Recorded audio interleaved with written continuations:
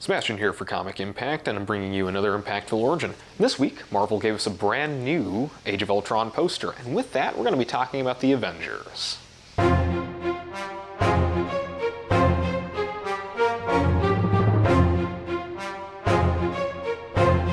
course, there's a lot of Avengers teams out there. We got New Avengers, Secret Avengers, Avengers Disassembled, Avengers Assembled. We got Avengers up the wazoo. We're not talking about them this week. Well, we'll probably be talking about them a little bit later on in other shows as we approach the brand new movie. But we're going to be talking about the originals. But to talk about the originals, we need a little bit of history in the comic book universe.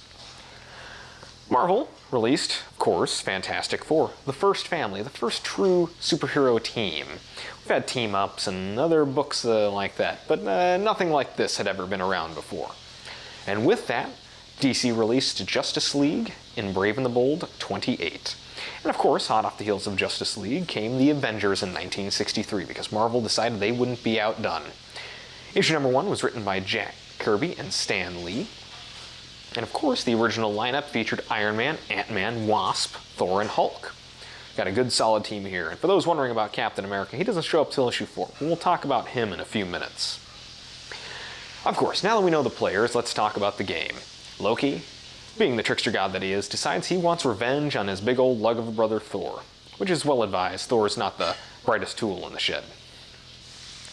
So he decides to con the Hulk into smashing up part of a city. Of course, Rick Jones, being the good friend that he is, decides to send for help, and he sends for the Fantastic Four. Loki decides he doesn't want any interlopers in this and sends the signal and redirects it to Thor. Of course, he's hoping the Hulk is going to smash Thor's face in. But what Loki doesn't know is that the signal was also redirected to Iron Man, Ant-Man, and Wasp. With the signal out, everyone converges on the Hulk's position and, of course, get into a bit of a skirmish with each other. They realize, hey, what are we doing? We're heroes. They team up, stop Loki, and of course, save the day. And that's when Ant-Man comes in and says, hey, we got a good thing going on. Let's become a team. And of course, the Avengers are born. Now with that, many changes on the Avengers lineup were to come. In fact, in the next issue, Ant-Man becomes Giant Man. A couple issues later, the Hulk decides he wants to leave because he doesn't trust anybody and they don't trust him. And trying to find the Hulk to get him back, they get into a fight with Namor, and of course that brings us to issue number 4.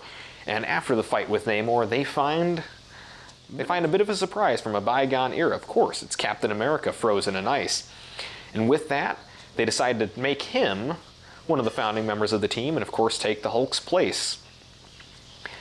And of course, that rest is history. We've got West Coast Avengers, New Avengers, Secret Avengers, Avengers Initiatives. We got Avengers everywhere. And of course, with that comes a lot of Avengers media. We've got cartoon shows, Avengers Assembled, Earth's Mightiest Heroes, we got classic Avengers cartoons, we got video games, we got movies.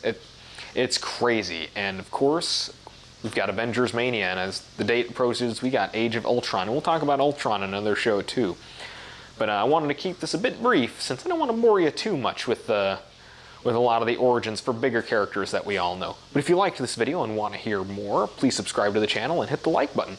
And also, let me know which Avengers team you want me to talk about next. Don't have to do this necessarily in chronological order, so please let me know. Thank you for watching.